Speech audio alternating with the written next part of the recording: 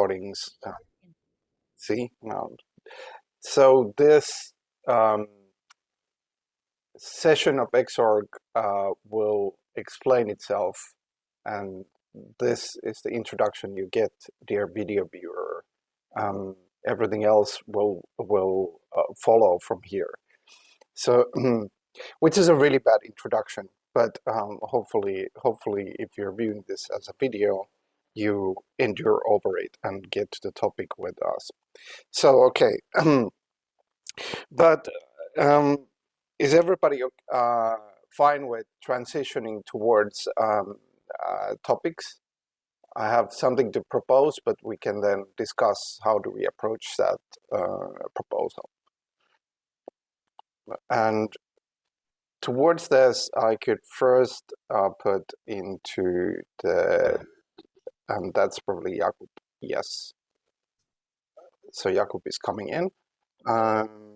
And meanwhile, I will put into the chat a link, which is to our old Miro board, which most of you have an access already, only that might not give a writing access immediately. We can try to augment that, but at least it gets a viewing access. But we can work in the background for the, if you don't have a writing access, you can test it. And for Jakub, just come in and work yourself through. I'm sure you're capable of it. So we're just diving into the introduction of the topic. So I will also share the screen. Not that you need it, because it will be the same as the link, but maybe it's useful for the video in itself. But so to introduce the topic, so last time we had with slightly Christmas depleted amount of people, a kind of a playful founding of XORG, which was playing with this idea of if we actually approach XORG itself as organization, as a game, what kind of rules we could have for it. And it's a topic that we have visited few times, but this was sort of kind of a wouldn't say comprehensive, but at least attempting towards a comprehensive take on that, like how XORG is an organization, or how it could be an organization, and how it could be a game. And in the document, this is the XORG, the part that reads XORG quotes speculative mode, and the area set by that frame. But so as a short introduction to this approach and a little bit of continuation, because not everybody was here then, but this won't be the same introduction exactly as last time, so maybe that's useful. So if we take this idea that, okay, like we have approached this topic of organization playing itself, like essentially approaching itself as like a game, while being an organization at the same time. And we have a lot of material for that. But if you think of XORG itself and what kind of approaches could be playtest for it, there is a kind of like, well, I could first paint a kind of a picture. So if we think of this kind of conversation that we're having right now, but also like any conversation like this, like, which of course happens in normal organizations as well, like people are having conversations all the time, communications essentially. If we think of them as a kind of a meta layer, in metalayer in relation to the organization, for example. But we can also compare that to, say, people playing, say, chess and talking over. And that talking over being kind of a metalayer to chess itself. I don't think it's far out of reach to think that really our conversation is kind of like a normal conversation. It's kind of like meta, especially when we have something at hand, like we're facing a sort of a board or a canvas. Another example one could give is like if we were drawing on the same board, and that drawing was trying to make a plan or even an artwork for that matter, and we were talking over what to draw. Once again, the talking over is sort of a meta process in itself. Is that obscure or clear as a thought, that this kind of nature of conversation as a meta? Does it make sense, essentially? It does, in a very XORG way, but yes, it does. Good. What about others? Does the idea seem sensible? I swear I have a reason to concentrate on this, but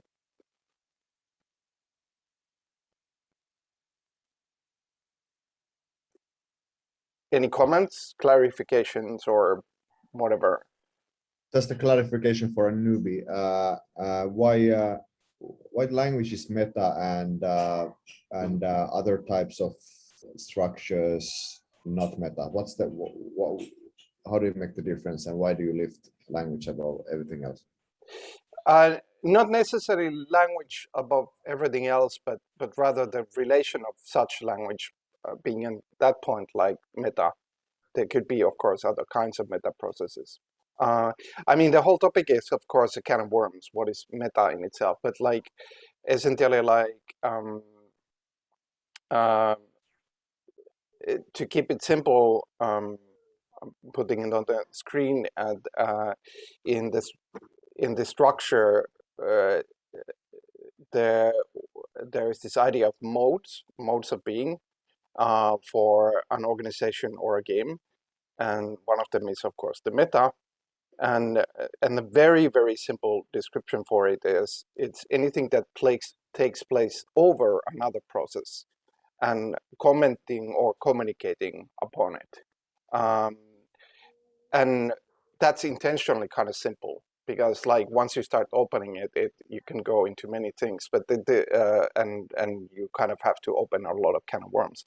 But nevertheless, it's a I think it's a useful thought, and I would say it for another for other reasons. Those being, let's say we were playing something. We bring here something to play with. To keep it simple, we could even say that it's just some kind of, say, a board game. Which is sort of like a canvas, a board, etc. kind of relation. The conversation over it is both affecting what happens on that game and the board potentially, and even potentially changing things upon it. But on the other hand, it has a certain freedom. Like it can raise a topic about everyday issues, whatever, which is the nature of such conversation. But there is an interesting relation in this. Like, what if you thought, what if you took the perspective that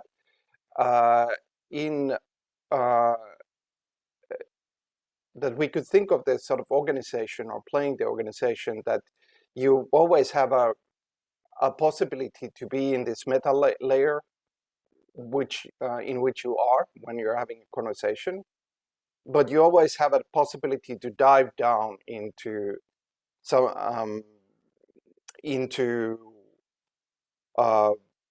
action, which in the case of a game, could be making moves on the board in itself.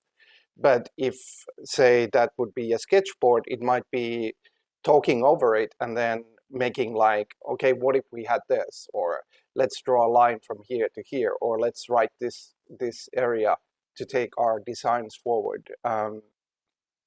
So there is something I think rather useful in that relation, and that kind of a basic stance towards things, that that you're always kind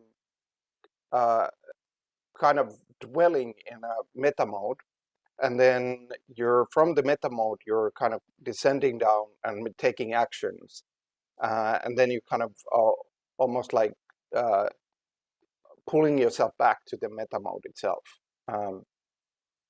Does that make sense? It does, sure. Yeah, I think it does as well, and kind of I find it very enriching to kind of always try to have at least like two different layers of communication, kind of in a game or designing a game or something like that. I mean, kind of instead of just having the kind of level of executing something and kind of looking at points and so on, and hey, okay, this is all about money, but kind of that you also have the kind of other layer where you can reflect upon these things, and then you can also kind of you are able to change or reinterpret the game because it becomes more elastic because you have these other layers. And as well, kind of that, okay, if you have something that is material, and then we have something on top of it that is more abstract, then many times one can think that that is more abstract becomes the meta, something discussing about that more concrete or more material thing. But at the same time, for meta, the material or concrete is also like meta or so on. But I really like the fact that you can kind of make this kind of do this separation so that you have the meta layer as well. So is the language here and the meta layer kind of like also the realm of, let's say, game politics here? For example, like you said, interpretation, for example, of the different sort of part of the game.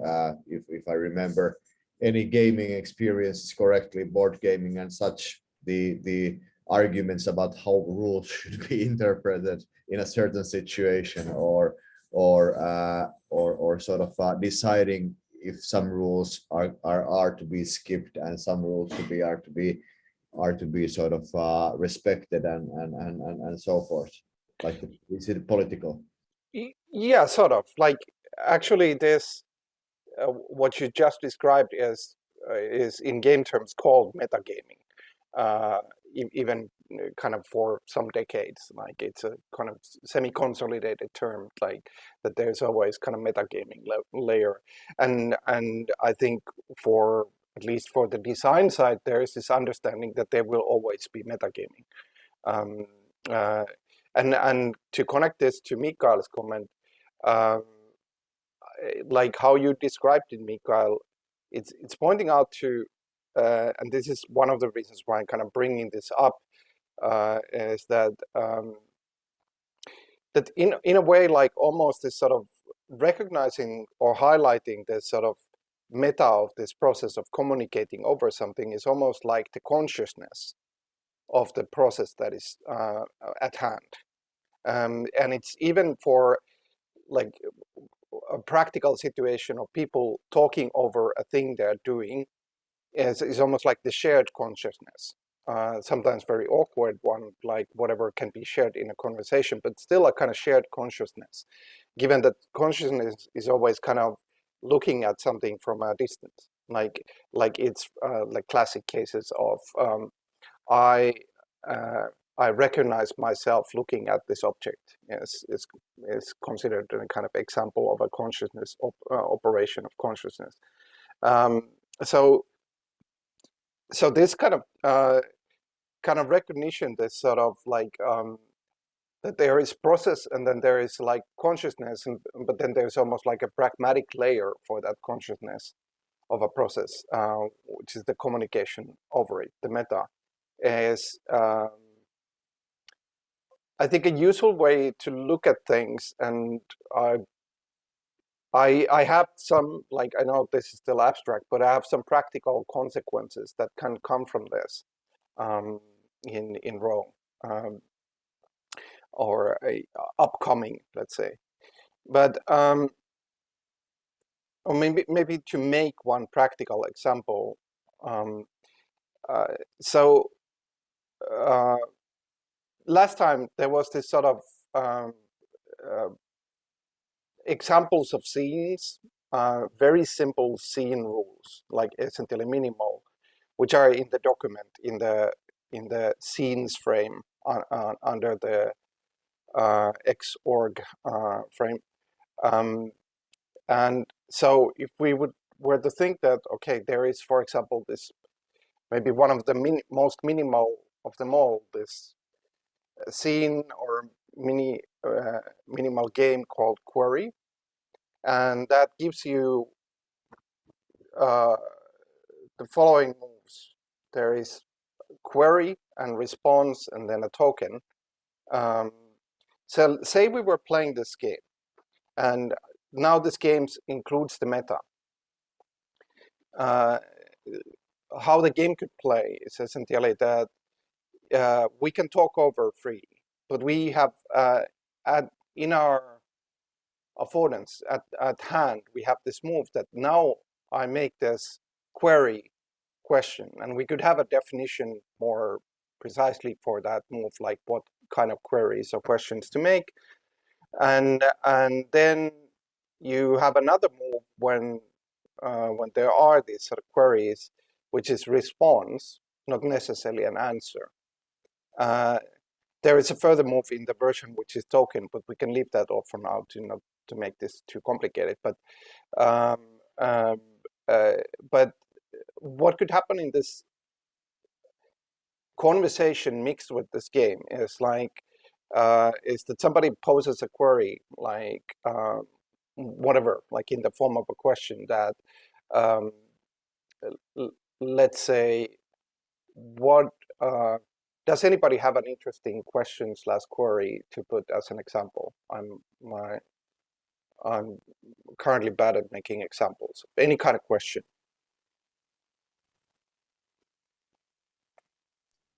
What about a question on how a rule in a game, how a piece moves in chess, for example? Yes, that could be the question in itself, like how a piece moves in chess. Then that could be essentially highlighted. Now we have this board, maybe we even start playing it in such that we write it up and it becomes more solid. And now everyone has this possibility of talking about it, but then they have this extra move, which is response. Like now I could give the response that the piece moves in chess in generally in order to change the configuration. And that's not an answer because it's not exhaustive, but it's a response. And let's say we wrote both of those up. We write the question, the query, and we write the response down. And those are kind of like facing us on the board. And meanwhile, we constantly have still this resort to meta, having a conversation about it. But we are also sort of playing a game of queries and responses. Maybe somebody adds another query, and it also comes to the board, and maybe some responses grow into those queries, maybe multiple ones. Like that relation in itself is something that, while being kind of normal, but I think it has some power that you don't just talk about that you're either in the game or outside the game. Rather, you're actually both inside and outside. And sort of the being in the game and being in the meta is actually maybe the most rich position to be in,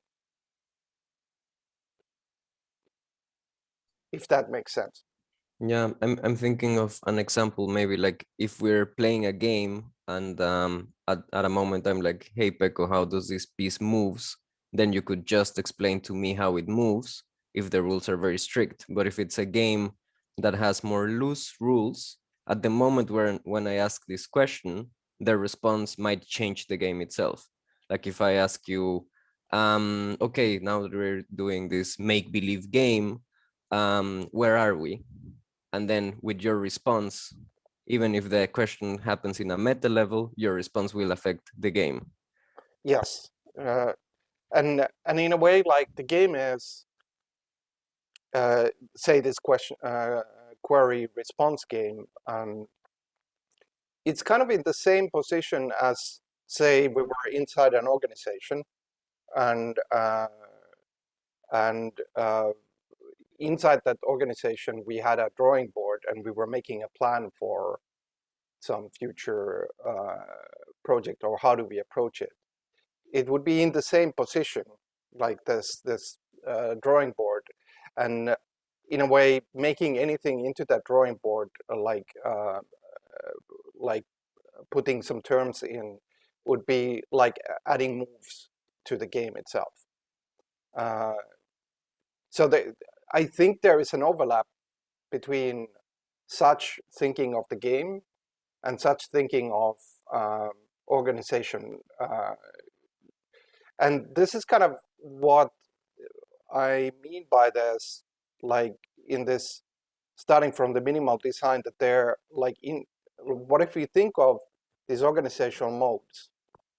And this is pointing out two. One is the meta, and the other one is the enacting part.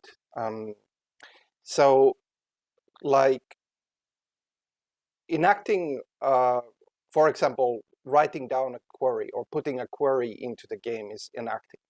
Similarly, if you are in a project or you have this board of like where you're making a design or a plan, whenever you put something on the board in itself, you're kind of potentially moving the project forward, so to speak, and that's enacting.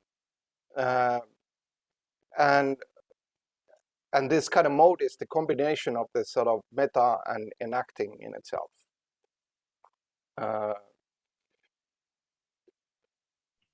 So it's kind of or how I kind of understand this approach is like it's kind of you have the in game and you have the off game, but also the off game is part of the kind of bigger game of Yes. of playing organizations, and therefore it's kind of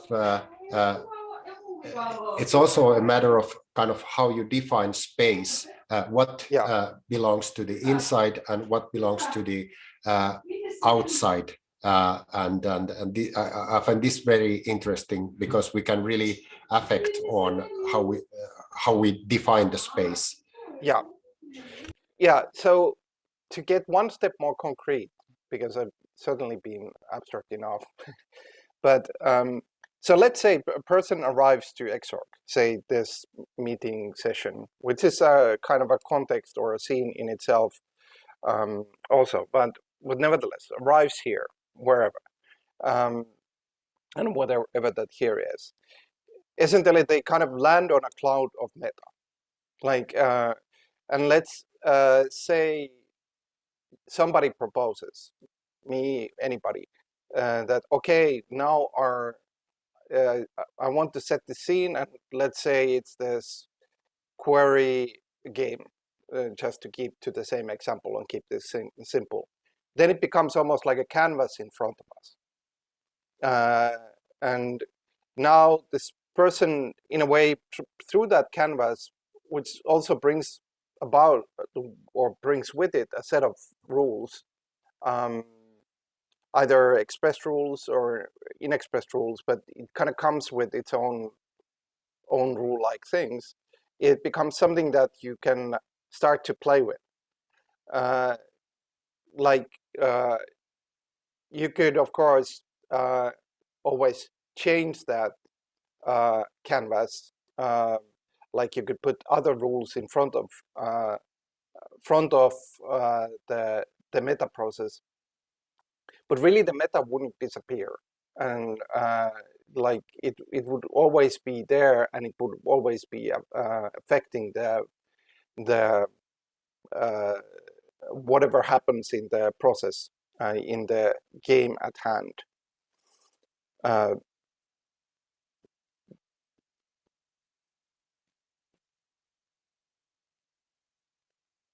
If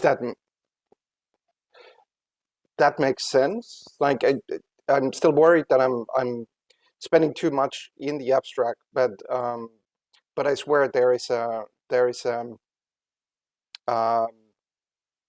kind of a positioning that I'm trying to build, which I think allows for high flexibility, yet like let's say a certain fertility of a process.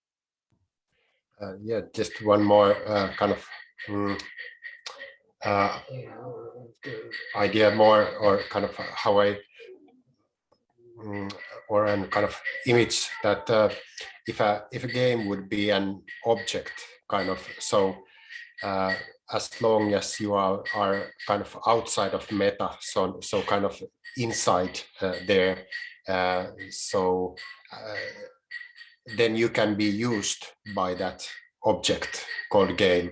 But then again, if you are outside of the game, kind of in the meta level, it's easier for you to use the object. So you get the so you kind of outside the box idea, but somehow like I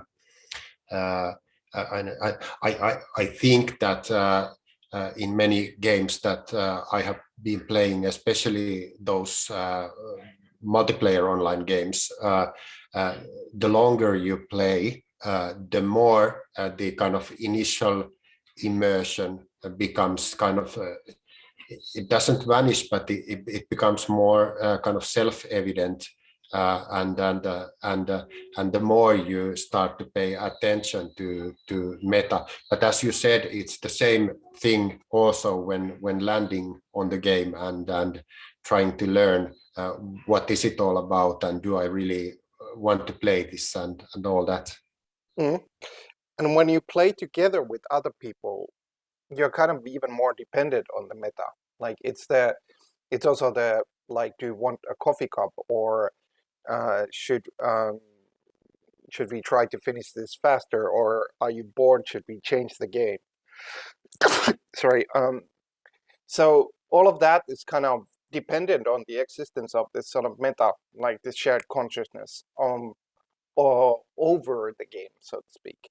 Over in the sense like imposed upon it, like a layer on it, like it's not completely separate. It's a separate layer, but it's lying, resting upon. Okay. Gladly, my camera has done its usual brokenness, so you don't see me sneeze. But yeah, so like the meta is the layer. But let's take this one step concrete. Okay, if we think of XORG, and any board, what we often call the scene, scene being like a general term for the kind of canvas-like presence, we can bring essentially any of such a thing for us to play with, which can include developing it, but kind of following its rules as well. Like the example of this query game, but of course it could be something much more complex as well. But if at the same time we recognize that we are always floating on this meta, which opens up this possibility that there's always a possibility to offer a game structure or a change to the game structure. So say we were playing this query, and I would offer to the structure as, okay, let's add this token move. And the token move would be essentially to frame something from the queries and responses that one thinks is valuable, which could mean that it's stored for a later time, put into the record of some kind. Now, I'm kind of making that from meta, but if it comes to be used, then the scene has changed. The game has changed. Now we have three moves. We have query, response, and token. I could also say, let's play another kind of a game, like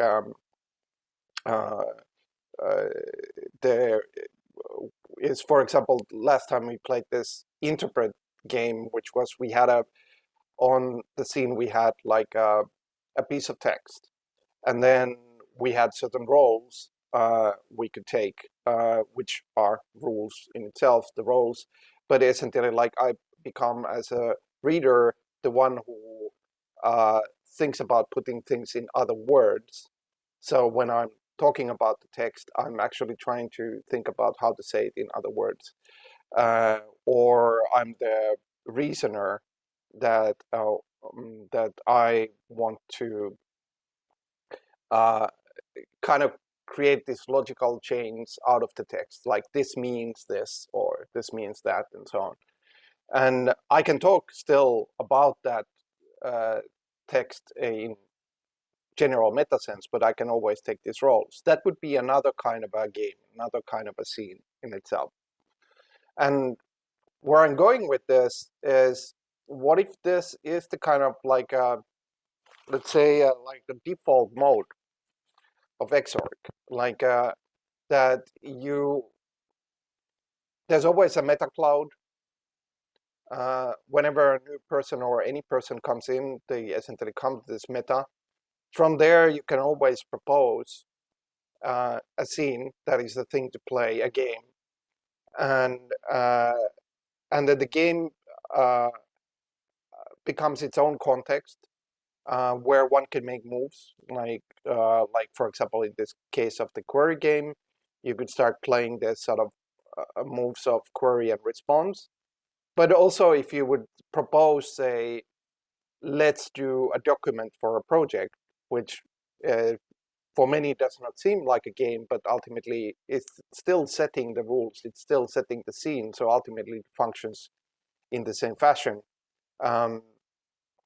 That's kind of like the scene in front, but you can always utilize the meta on top of it to make proposals, make changes of what are the rules in play, and for general conversation or general communication about what's at play.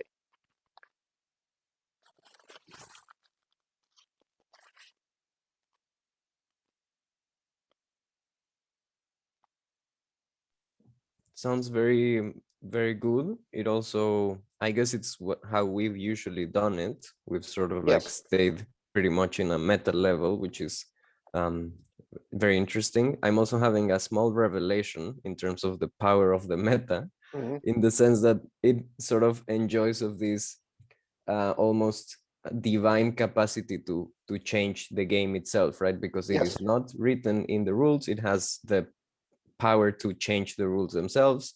So I'm thinking of I don't know, from the perspective of like social revolutions, right? When there's like no way to change the system at hand, and then there's like a violent uprising that is sort of something that happens outside of a legal system that's established. So it's happening in the meta, right? And the objective is to change the rules. Yes.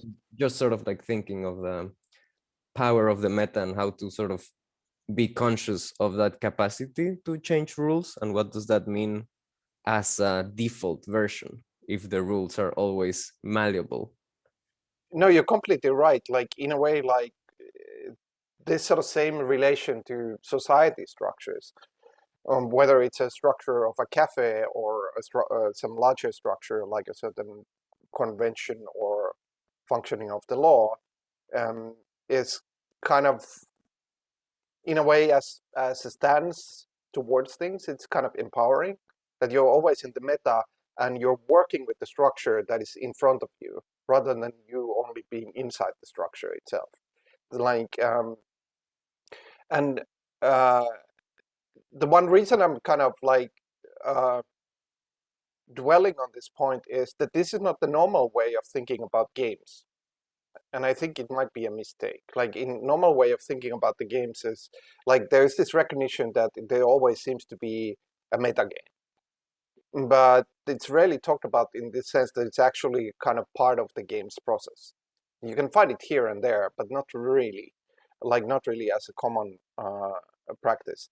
And I do think like that also leaves out this power which you were pointing towards, Pablo, that in a way, like it's always the possibility of changing the game or even switching the game. Like we put this game, like a scene in front of us aside and put something else in front instead of it.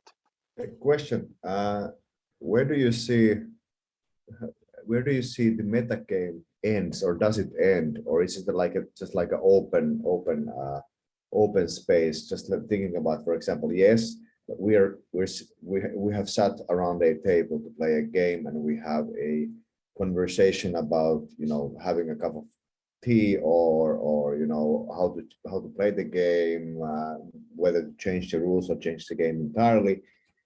But then there is kind of like there's for example, when playing with family, there can be tensions from our discussions that kind of like we remember from somewhere else, that, or how the last game went, or meta discussion, meta emotional level of kind of like or history or baggage we bring into the game, and also kind of like not only our kind of like how we are, what kind of, for example, roles are assigned to us in the game, but also kind of like what roles do we take for ourselves in a meta level, and that we assign to each other's on a meta level like while playing the game. That is a good question, and a big question. There is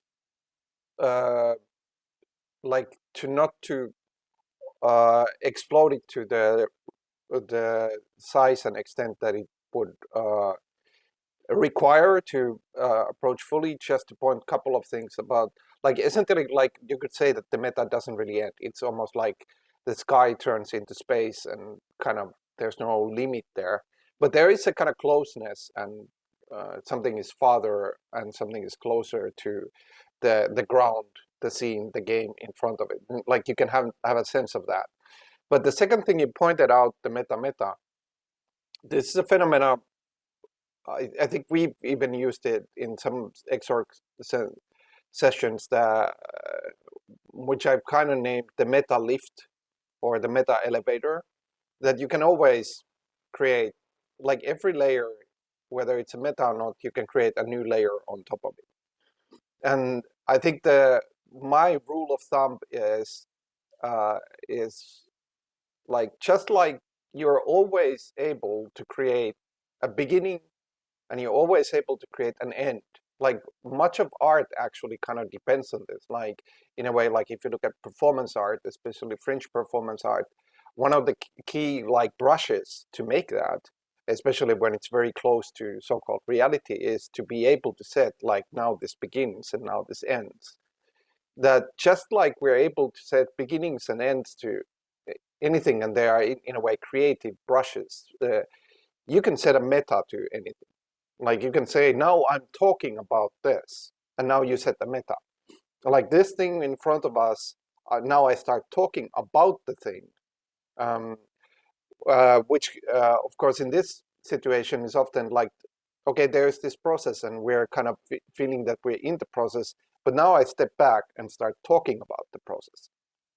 That's a meta, but we are always able to create that. Now, whether one needs to code or coordinate the meta lift or the meta elevator, that's another question in itself. But I do think like the just this power of having awareness of having this sort of meta process as what related, connected to whatever the process is at hand is useful for everything. And while it's particularly useful for games, I would more say that games give a good example of a good relation by their kind of sense of the meta and the game in itself that is useful everywhere, but developing it more might lead to interesting possibilities of processes that are not often used. But maybe for that, we could visit a practical example, essentially make a game, make a scene in front of us, which could be simple enough that we can make it together, and then use that to kind of play this kind of situation out and point out, highlight this relation and how one can play with it, if that's okay with you, everybody. I have an example maybe Great. helpful first, and I mean of something that happened, and I'm thinking of maybe a useful distinction when it comes to meta capacities. That I was playing Katan with some friends, and you know that you can sort of like haggle along to like Yes. exchange cards. Yeah. So we started to, on top of the resources that are in the game, we were saying like, okay, if you give me 2 woods, I will also get you a beer. I will also make dinner for you next time we meet. So we started introducing things that were kind of like meta in a sense, but they sort of then became part of the game.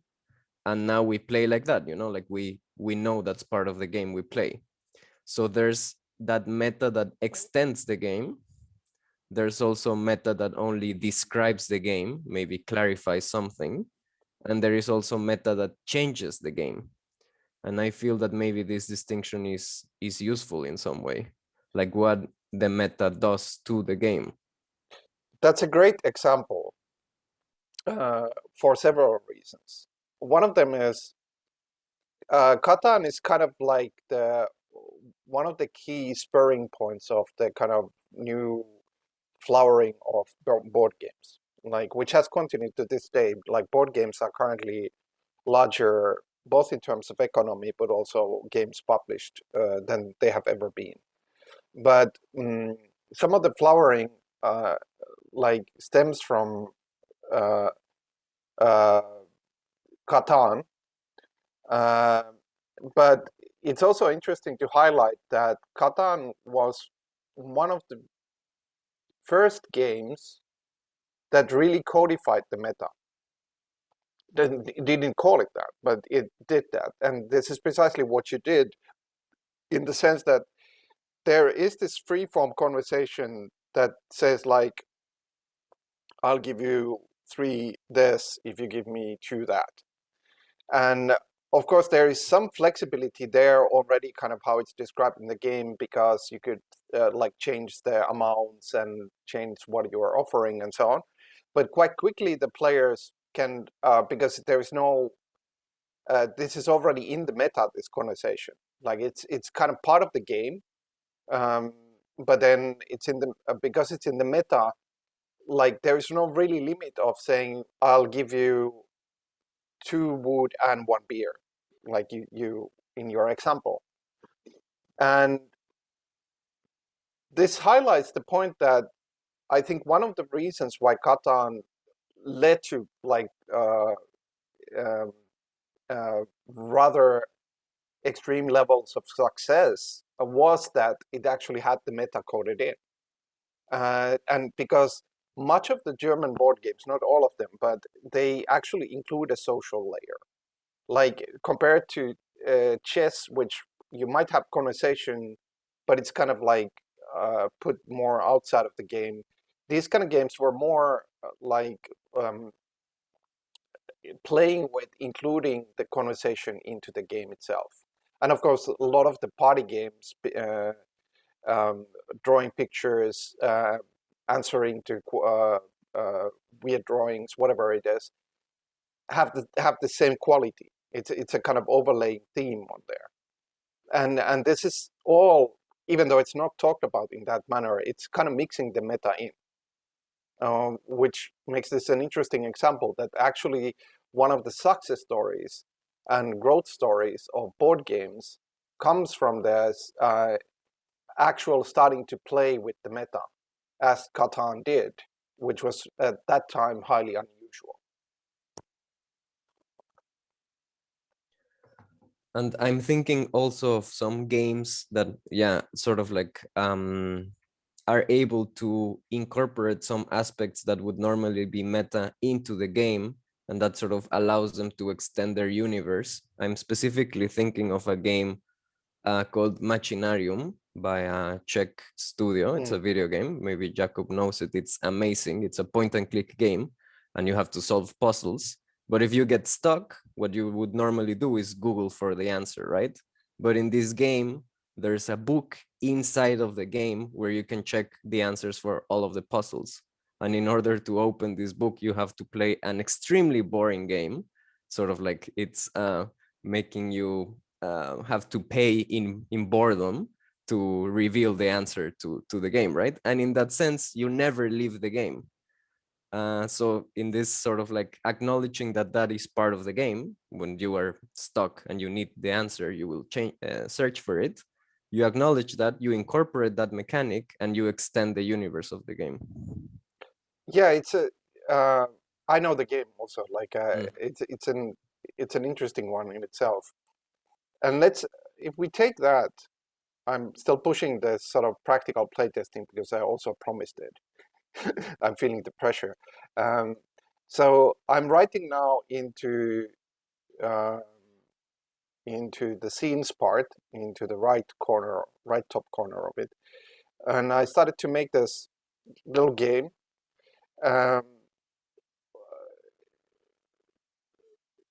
Which is called puzzle, as a kind of a verb, to puzzle about something.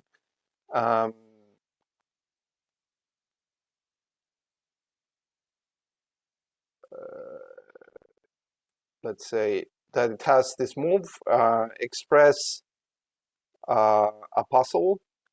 I'll say a bit about that, and then express something solutional. And this is highly drafty, and this is also changeable for everyone. But what I mean by this is, okay, we can think about this as a game to be played now. Like we are having a conversation, but the conversation has just been extended by a couple of moves. That, like in this conversation, I might now say, I express a puzzle, and I will express it in the manner that I'm thinking of puzzles, which is in a highly general sense, like how, like for example, I could express a puzzle, and I'm writing it down like below the puzzle rules. Can be moved to somewhere else later. Let's call it the let's call it a motto for XORG. So that's a puzzle now. And puzzle in the sense that there is no answer for it currently available. Of course, we know that there is no right answer. It's not the puzzle in the form that you have to find the right answer and then the game moves forward.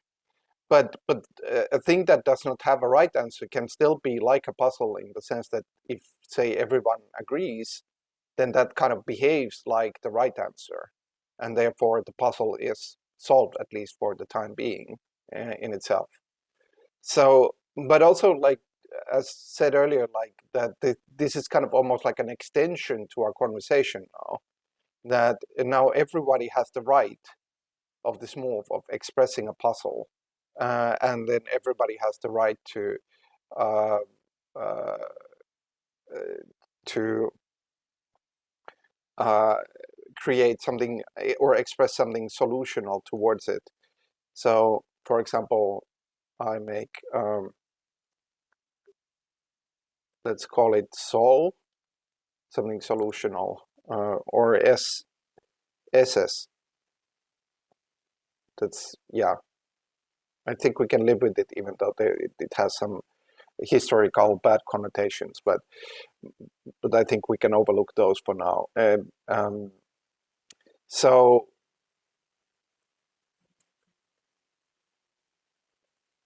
contains the spirit of play, a motto that plays itself. So that's another move. Now I expressed something solutional towards this motto of XORG. That's not the motto itself. That's talking about the motto, yes, but it's still something solutional. Even though in some ways it might even complicate the situation further because it makes it hard. But now this is kind of developing in itself, like the puzzle is developing. But if somebody were to express another puzzle, that would become its own context for development.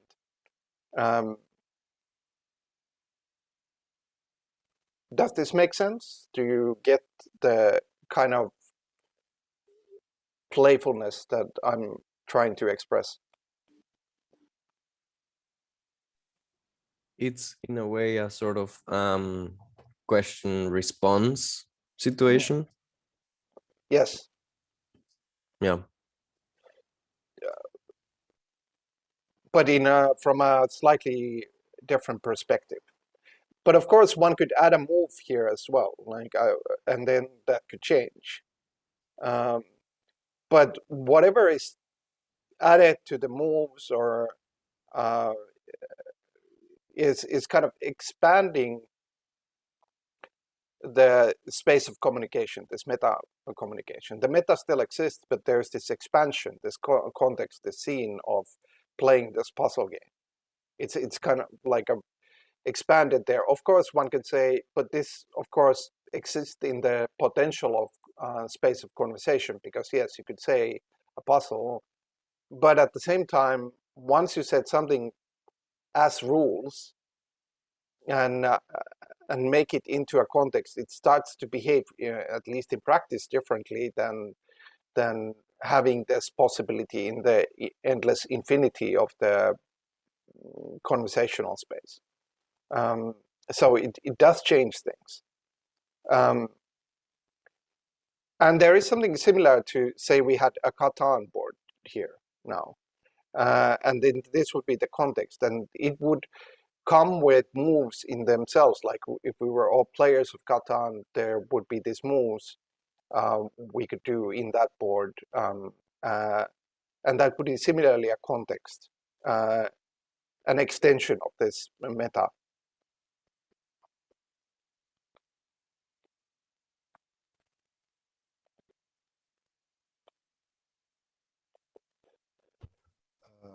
About puzzles, I really love the idea of a puzzle where no one knows what are you supposed to be making of the pieces, so that actually everyone on their turn gets to define a piece and put it somewhere, and after some time we would always kind of stop to reflect how does the image that we are building, how does the kind of scenery or something look at that moment, kind of self direction or kind of this sort of like decentralized puzzle, because we do not know, there is no on the cover, there is no image that we are supposed to be building, and therefore it puts the emphasis on the pieces, and also kind of on the meta, the kind of talking about the emerging image. Mm-hmm. Agreed. Yes. And I do think like this idea of like puzzles without right answers, essentially, is but still thinking about them as puzzles, like something that is not just a question, but in a way like puzzle is somehow richer as a word, in at least in some ways, like that it's this sort of like a multi-part, nuanced, cryptic thing to solve. So Pablo made a move, which is an anti-rule for XORG, and I added into it something solutional, which was meta can be an anti-rule, perhaps, which it has these qualities. And what for me happened in this context that Pablo you created, which wouldn't have happened otherwise, I think, was that I started thinking, what is an anti-rule? And that created this thought that it's like an inverse arrow. Like if a rule is something that points, it's like an arrow that points to a frame, like a context, like inside a context. It's creating a particular direction. So then an anti-rule would be an arrow that points to the other direction, like outside of the frame, outside of the box, in a way. So that made me think that meta can be an anti-rule, perhaps. But Question. the key thing, yeah, to say. Just like as a newbie and thinking about these rules and meta and so forth, kind of like brings to my mind immediately kind of just like the very blatant dichotomy of Dionysian and Apollonian from Nietzsche, and the kind of like the rules being kind of like as the sort of description of Apollonian, or like the idea of Apollonian is some kind of very kind of like a logic and reason based thing, which I always suck at. My brain is somehow not wired for that, and I have always kind of like struggled with that in games. That sort of, for example, I reference to my mathematician Mexican friends who kill me at games because they're freaking postdoc mathematicians. Not postdoc, but like doing their PhD mathematician, and I'm very bad at that. So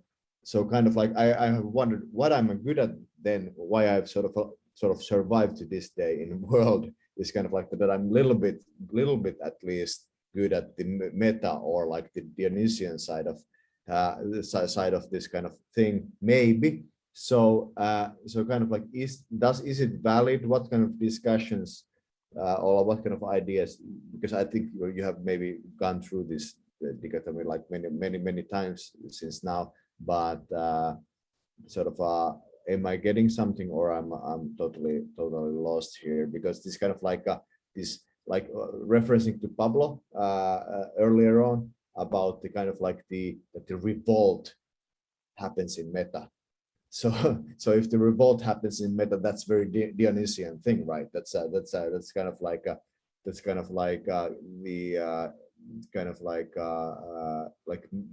melting down the categories and surpassing the categories and breaking through existing structures.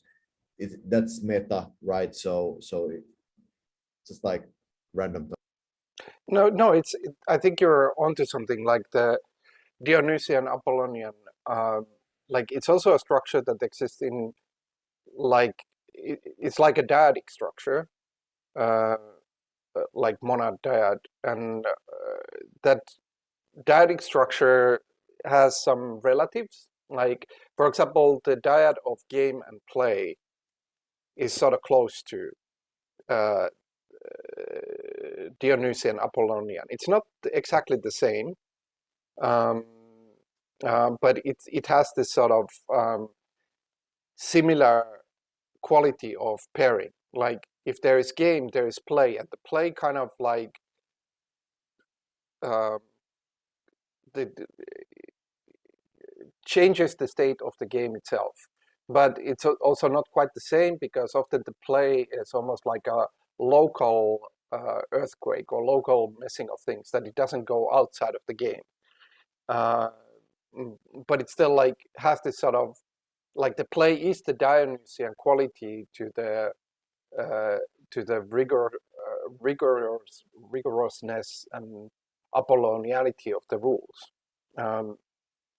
And in this spirit, I actually made another example context game, which I call Dyadist. So, and it has two moves, like which is like one of them is express an idea, which is, for example, like idea here being a term for anything, and then you can always to an idea add a polarity, which would be like a pairing for it. So as a first example of it, I made a move called game, and then I added the polarity of play. And this is now another context. Like the puzzle context now exists for us, and somebody could create another puzzle or something solutional, but somebody could also create like any idea, and then that would be a challenge for others to find this sort of dyadic pairing for it. And the point here is not so much that these are now great stellar games in and of themselves, but more the point that like let's use this Dyadist as an example. If one would play the game of like that, somebody can put any idea almost like a challenge to others, like find a pairing for this, like what does it kind of play with, like the Dionysian, Apollonian, or the game and the play, and you would play that for a while, you would start develop these pairings and start noticing pairings and probably find unconventional pairings. Like for example, I started thinking, okay, if I take something challenging like the window, maybe I'll just put that up. Like what is the pairing of window? There's not necessarily one, but for example, I could put then as its pairing, say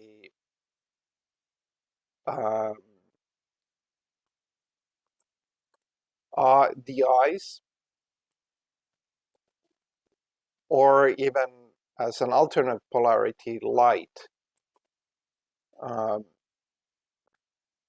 to like what is the interplay between window and the eyes? Like how are they dependent on each other? Just like say the game is dependent on play as its opposite, and how is the play dependent on game, and so on.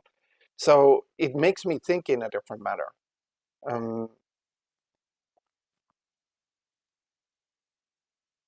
Oh, there is a variant already. Who made the? I made the variant. Sorry.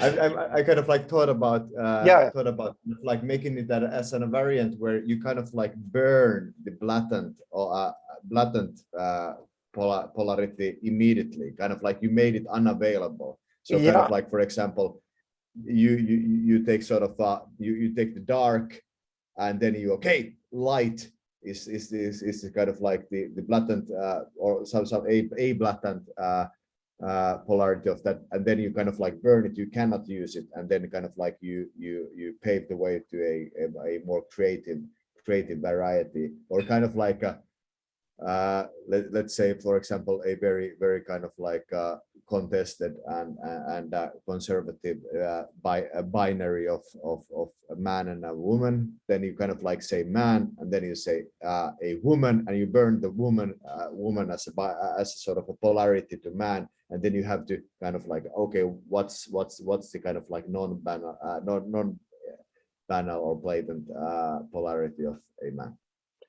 That's a great example because like it's first of all, I like the design, but secondly, like it also points out precisely this quality is like now that we are kind of almost conversing through rules or communicating through rules, we are also communicating in other ways, but then it's already, you're already aware looking at your rules is how changing the rules can change the output of the what is produced. Like if one plays this game, let's make it the dad is. I'll make a version number for it because version numbers are useful ways of creating multitudes. So, like if one plays this dad is 101b, as in blatant or just b, it produces different results than the basic version of the dad is.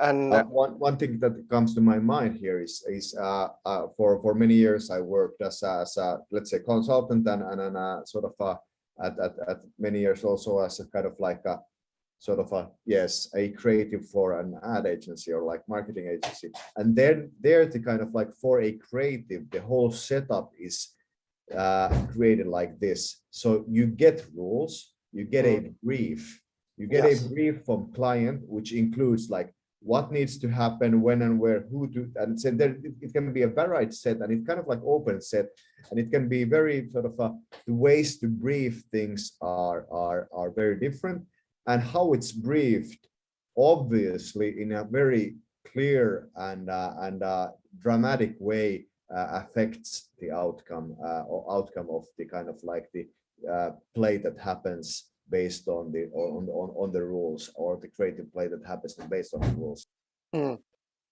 Yeah, and it's I think this is precisely because there is a kind of an overlap between this and organizationality, like that in a way what the game frame here, I mean, can do a lot of things, but one thing that it does is this sort of opens this all of the things that are kind of in conventionality into potentially creativity. That brings everything into the drawing board. That's not to say that in an organization nothing is on the drawing board. Certainly many things are, but if it's a game, there is this sort of like really everything is kind of created as games are, like and there's immediately other versions of it.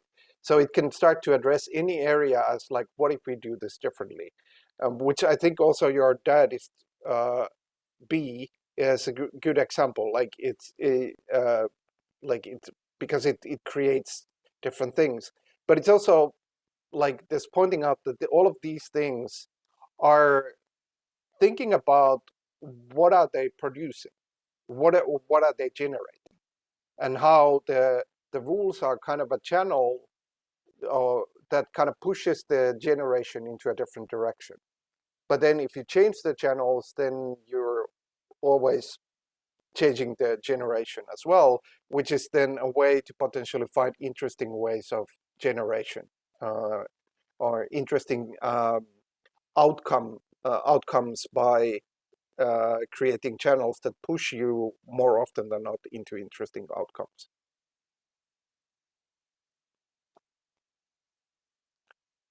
Who did the humans, gods, monsters?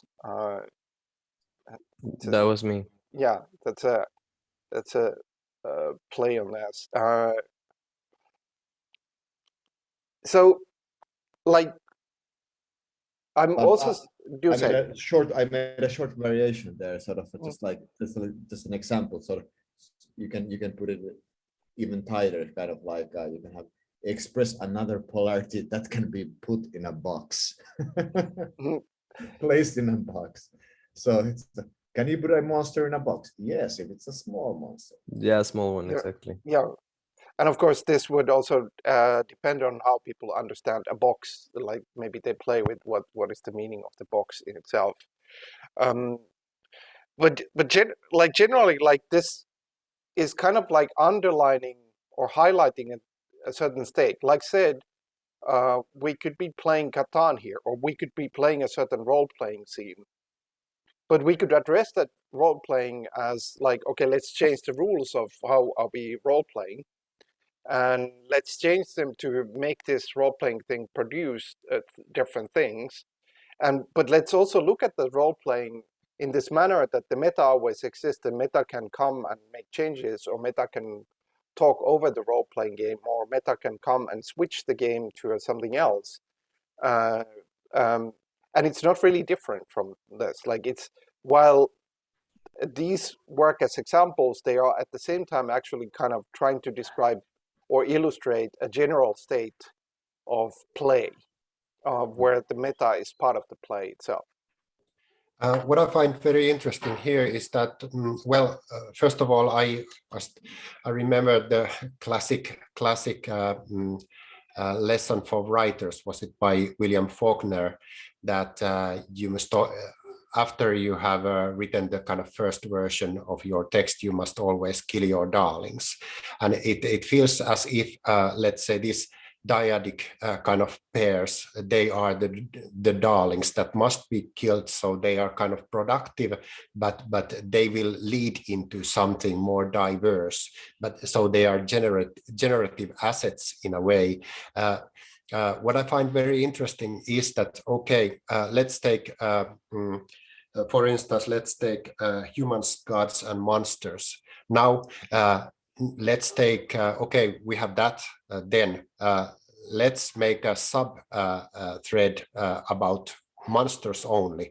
So we make a pair for monsters, dyadic pair, and then we make another pair for humans, and then we do it again, and we do it again, and we kind of see where we end up, and that might be very interesting.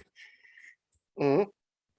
Yeah, and that could be a game in itself, like and a continuation, maybe leading to other designs as well. Like, but it's like these are almost like seeds that could also be describing a way of addressing a process, and also kind of guiding a process in itself. Like the generation, like any project. Setting up like, okay, now we have to do, say, a plan for a project, and then people are like, okay, we start from a drawing board. Now we bring a drawing board, and now our topic is I don't know, first draft of a plan for X, Y, and Z, and then we start playing from there. It's doing the same thing that we're doing here. But much of that is often kind of conventional in how it's thought about. Like, it's still making rules and it's still making games. Like, in a way, that drawing board and is a rule in the sense that it's a game board, and then the topic is a rule in the sense of like setting a rule that the topic is now theirs, and then we behave alongside of that. So it, like all of that, even though it's normal, is actually behaving along the same patterns as these things are.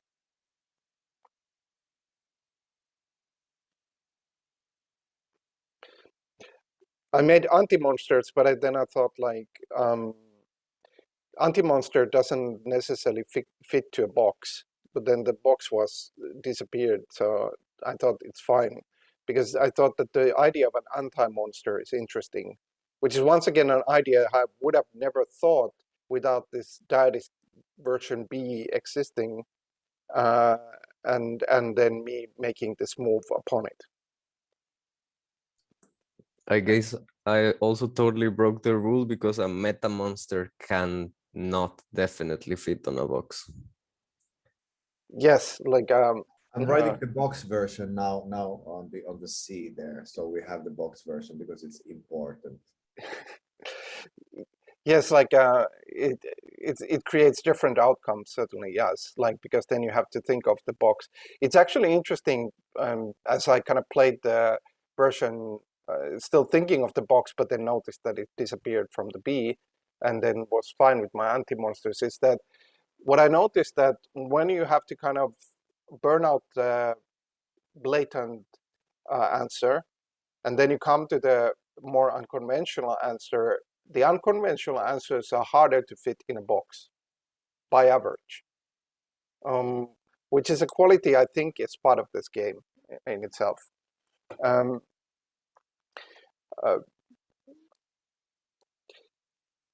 But also, like, is it noticeable this, like, how these things are now functioning exactly as extensions to a conversation? Like, in a way, we're talking now over these, but then we have this other possibility, which is actually playing the diarist or even playing the puzzle, going back to there, or any of these games, of course.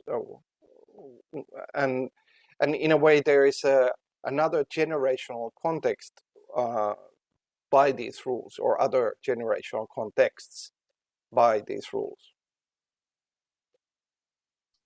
Yes, and I also see like a lot of importance in the words that are chosen. Like, for example, saying the first polarity burns. To me, burning has like this connotation of like a ritualistic form of destruction. Like, it's not the same as saying the first polarity becomes invalid, right? Yeah. The fact that it sort of like burns in flames has like a specific image, evokes a specific image. And I don't know, maybe I got myself into a very divine mindset, but that's how sort of like gods being burnt and monsters emerges, or how like the slayer being the opposition to the anti-monster being burned, it's a meta monster that emerges, right? So I don't And know, I also- got maybe too mythological. No, it's actually that's a very good point, because then when you have the first polarity burns, as I wrote there, is then the kind of like, do I want to express an idea of baby or my children or my child or something dear to me, or something that should not burn, or is it's like not okay, or if you put it there, you're something's wrong with you. Yeah, and if you imagine on top of this, like, to pick an example, there is this game of query, which I just put there because I found the topic interesting, but didn't really kind of explore.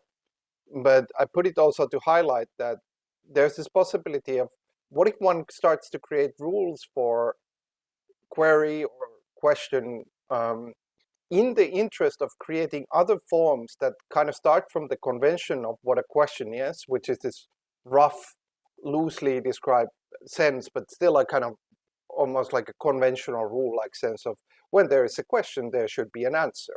So 2 moves, like make a question and then make an answer.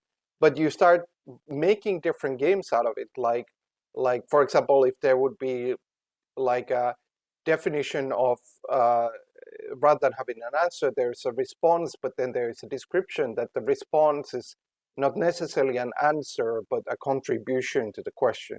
But then you might come up with another move, like here in this example, it was the token, which was the possibility of framing something valuable, which would kind of frame it, like, I put a token on this, would mean that I want this to persist.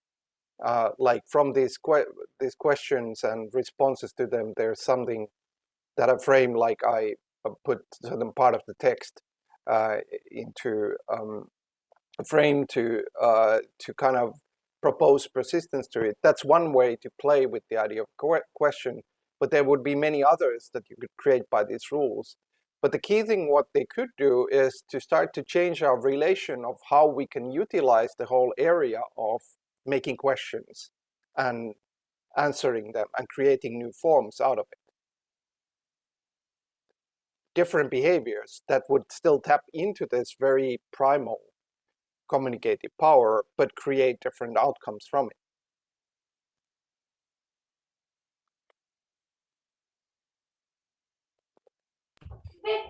I'm also interested in kind of if you have a question and you answer this question with a question, and then you answer this question with a question and with a question, so kind of, and if you only give kind of these closing answers with to this like that are end of the queue kind of, or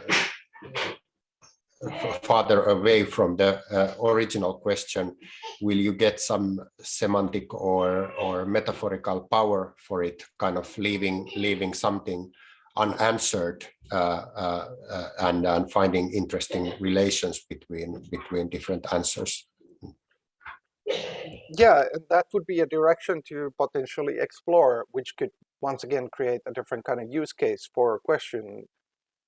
And you might find yourself that when you're making a question, if you would have this sort of potential to extend, but also design how you extend the space as we have even here, you could think like, I actually now make this question that I have in this new form. Like I put this question in a form where there is a possibility of answering with or responding it with another question.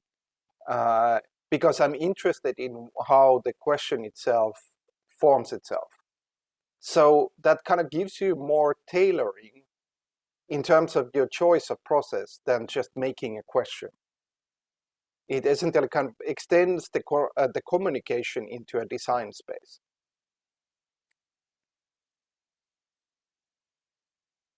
It's also very interesting to think about sort of a different like world views, or like explanation of let's say what's the world about, ontological explanation of, let's say, the religion. What questions cannot be answered? There is a rule of sort of this cannot be answered, sort of what is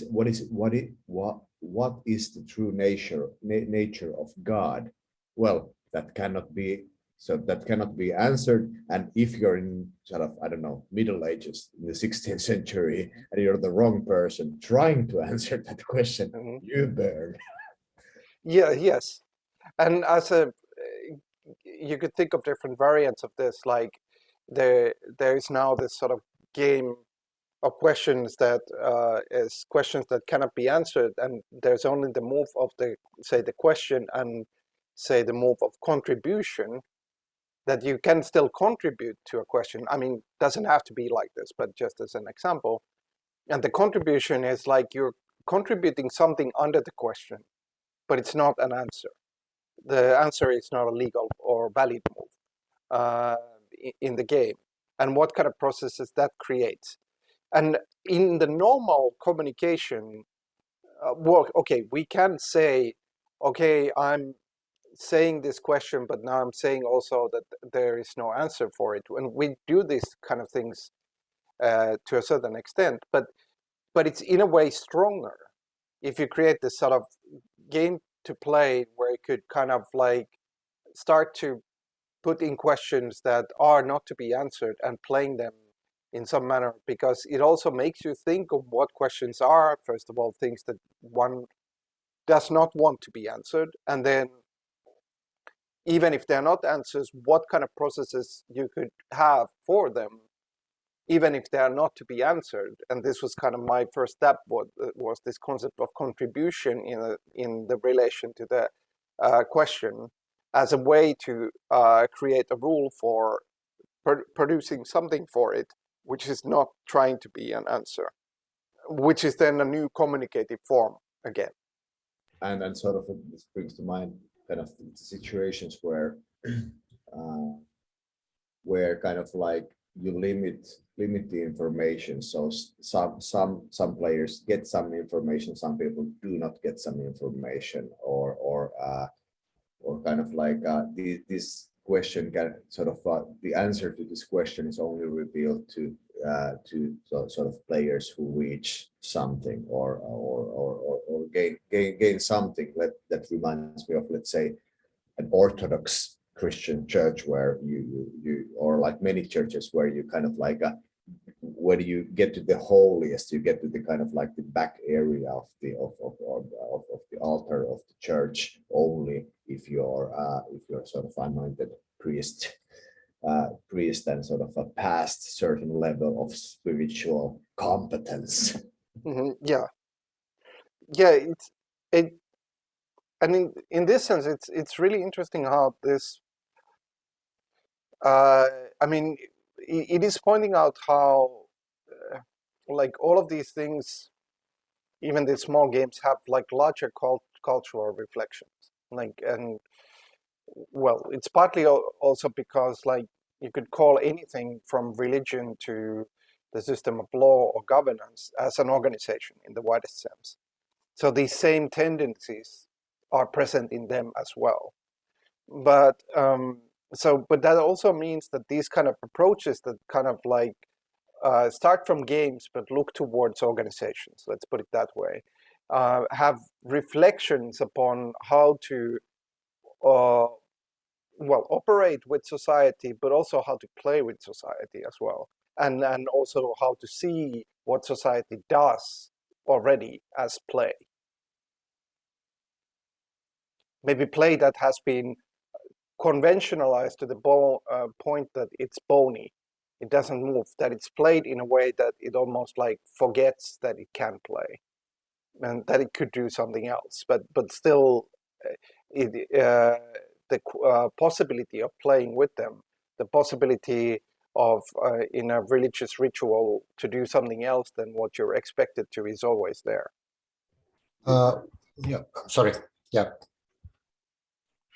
This reminds me, for example, the way my friend who has been in EU politics, like the top EU politics at one point, as an aide for the ex-Finnish PM, Alex Stubb, described like a high stakes political, like high level political decision making of kind of like you have to get into the right room, and there in that room happens the kind of like those certain decisions, and it actually happens that way, and then kind of like expressing that that kind of like time is a essential factor of kind of like high level political decision making. Nothing happens without a kind of like a squeezed time frame, because otherwise you have forever to just like to whirl around the questions and so forth. So kind of like the time where limiting the time is essential part of kind of like this decision making that happens in those high stakes rooms of a high level political power plays, and that's all. That sounds like a game to me. Yeah, it's a really interesting like a platform, in a metaphorical sense, platform, like at the point we are standing upon, and once one starts to look around from this point towards different directions, and this is kind of for me like a good reflection on, at least from my perspective, why this is important or useful or fertile. Fertile is maybe the best word.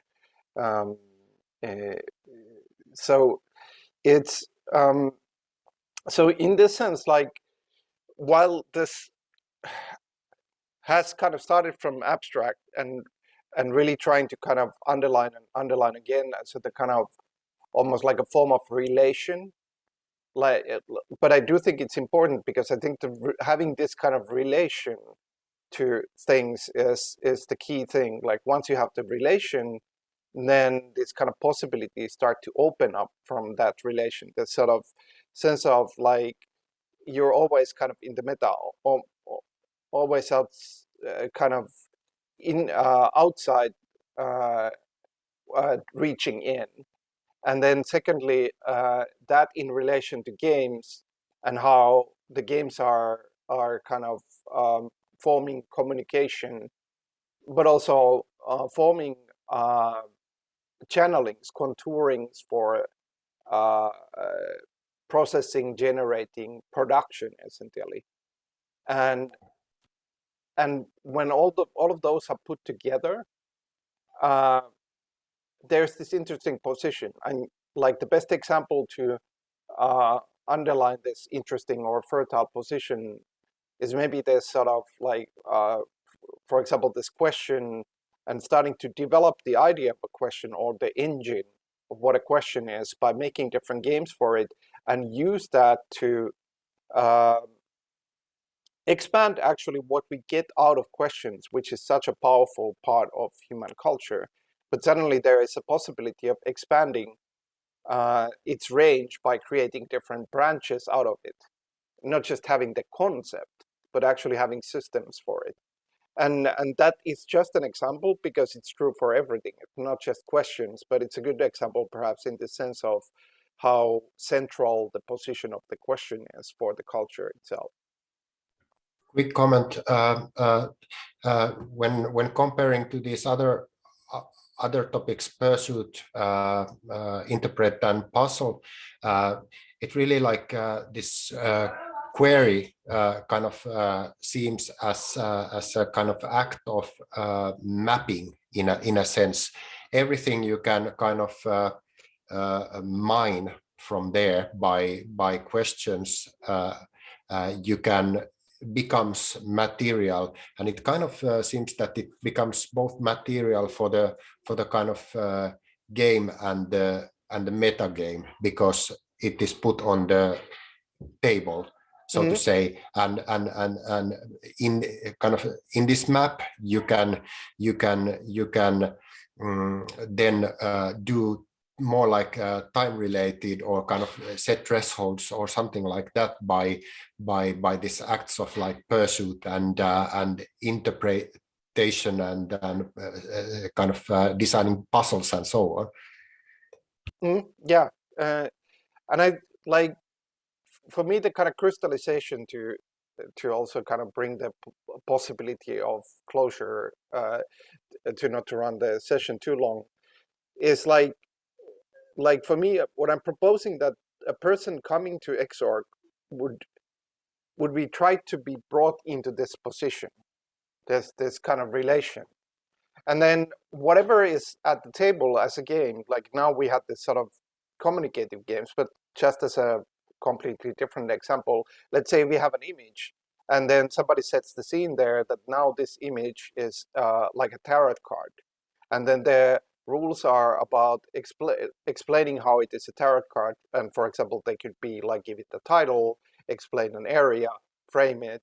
This becomes a game that then generates tarot cards, and you could also have a more of a switching image, or or I don't know, naming a suit for it, like, and so on.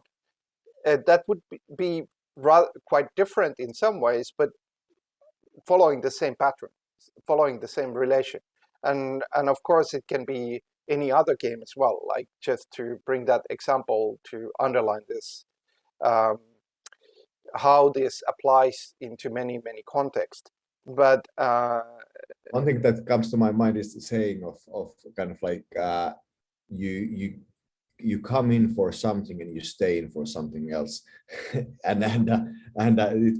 come in for the rules and the game, and you stay in for the meta game, and yeah, you stay for the meta game, because that's actually like why you play with friends or why you play with yeah, people. yeah. You come there because of the rules, but you stay because you want to share the space, share the talks, share the convo around the game and life.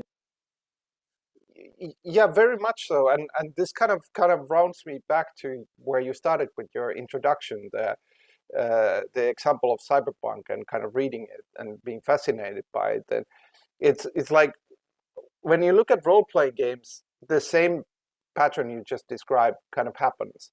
That you're coming for the game, but you stay for sort of the metagame, but that metagame is also the imprint that it leaves in you, how it changes your thinking, how it actually kind of made you think different things and left you with thoughts that otherwise wouldn't have happened.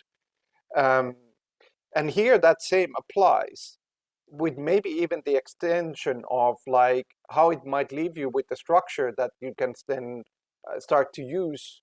Like, the structure can travel over. Like, for example, let's say we develop different forms of question, to use that example.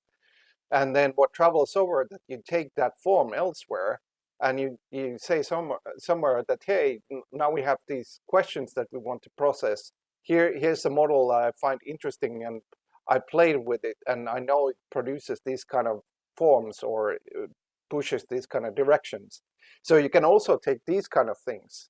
So I have to develop because Mikael put the community meta game game kind of like a arrow there, which is very interesting. Kind of like brings to my mind kind of like this very Bachtinian like town square marketplace situation where the multitude comes kind of just to have the meta game around the games of haggling, of town square games, of something like that. So they come to the, let's say, the arcade of the marketplace or town square or whatever to have the meta game. That's the main reasons they want to kind of like have the meta game around the different games. They discuss about the game of politics, drinking beer or whatever, and so forth. The game brings them there, the different reasons, the different commercial games, political games, entertainment, games of entertainment. But the meta game of the town square is kind of like I don't know if it's the most important, but it's as important as the game. Yeah, and it's also like you could take an example following your structure, like of a cafe. You come to the game of the cafe, which has a lot of rules, like you have to order and then you have to pick the table and so on and so on. But you actually come for the meta game of having a conversation with your friends, or maybe even meeting a new person and having that conversation. Like it's an example where very strongly the pattern you just described happens as well. But that quality in itself, that we have these games like the plaza or arcade was a good term for this sort of like a market, but then we have like something like a cafe, which in our culture is kind of built in the manner that it's a game to come for the meta game in itself. Also, like if you can like invite to meet somebody without a suggested game, Yeah. it's a bit doomy. Yeah, Mikael, can we meet? So then you kind of like need to, let's go for sauna, let's go walk a dog, let's go have a cup of coffee or something like that. You kind of like offer the game, but for the reason of having the meta game with Mikael. But if you just like purpose that let's meet because it would be, then it's kind of like to do what? Yeah, and yeah, that opens a lot of things. Like you can also think like, say there is a physics book and there is a physics student, and then the physics book is kind of a game because it sets these rules that, okay, you're conventional rules, yes, but still like strong ones. It's like you're supposed to kind of read this in a manner of like going one word, the next word, the next word, the next word, and then process this. But then the physics student is playing that for the meta game that they are learning from there, and maybe they use that to enter the other game, which is the exam. Like that is, while different, still related, and kind of highlights how society uses these kind of things to create this almost process context, that they are designed, whether it's a book or a cafe or these games, they are designed to be process context, that they have certain kinds of processes, and then we can use those processes to alter ourselves for the actively for a moment, but then also to leave an imprint that process creates in us, to take those imprints elsewhere. And that is an interesting relation here overall, and once again points out to how these projections that come from this position of looking at things or observing things.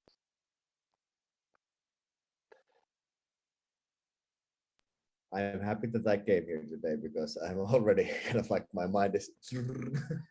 Yeah, and I think that's maybe a good point to end. Also, Mikael, I'm angling towards the end because like our convention of being kind of 1.5 hour-ish has been just passed recently. So, but I think this is a good thought to, at least from my side, to leave it with. It's like there is something in this relation and the quality of XORG and what the XORG should facilitate or could facilitate is precisely this kind of relation.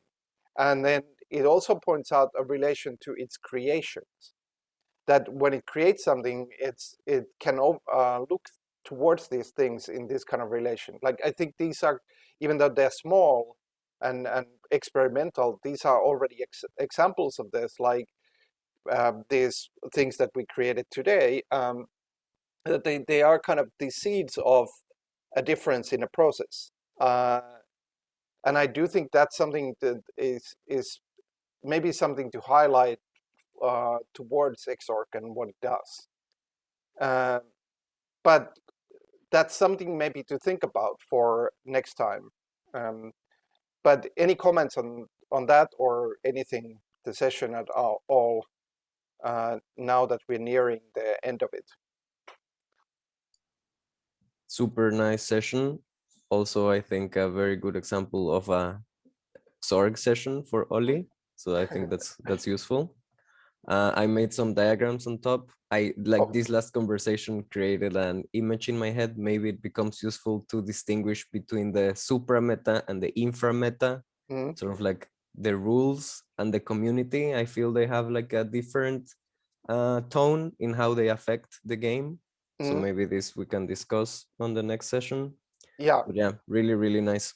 Also something that comes into my mind thinking about the marketplace. Again, sorry to drag it, but I'm so very interested. No problem. It's kind of like we live in a multi-game world, right? Yeah. We live in a like as beings, we live in a multi-game. This kind of like a multi-game scenario where actually the meta facilitates our movement, our movement sort of across the different kind of like gaming interfaces and so forth.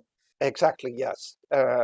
That's precisely it. Yeah. Like and it's interesting to think about that in this manner. Like, first of all, to underline it or highlight it, and then thinking about it as a kind of meta process. And it's also meta because we are always in some kind of games, usually several. Like, now we're in this game of this meeting, and then but the meta allows to move, and it always has a meta quality when we move to other things, which is something that is, I think, a rather powerful thought. So that was a good crystallization. And yeah, and I also say apologies. Probably today I was even more abstract than usual. I blame Christmas because I was doing a lot of thinking of the certain structures we're been doing like over Christmas, and this often leads to kind of like new abstract layers involving. But I do think it was also like through these examples there was this sense of practicality which then fed and enriched the conversation and enriched the process. So my apologies are soft but still exist. That possibly if I could have been slightly more concrete about things, but maybe it was enough. I love the session, like I said. Thank you very much. Thanks, and I'll stop sharing, and then with that, I'll say thank you, and anybody want to have the last word?